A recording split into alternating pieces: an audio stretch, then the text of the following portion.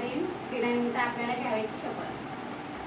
मी शपथ घेते की मी घरात कार्यालयात समाजात आपल्या आजूबाजूच्या परिसरात मुला मुलींमध्ये कोणत्याही प्रकारचा भेदभाव करणार नाही।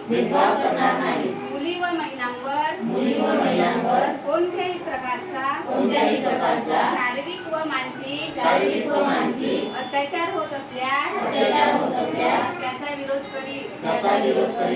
मुली व व्यक्तींना प्रतिष्ठेत हानी पोहोचेल असे कोणतेही कृत्य करणार नाही।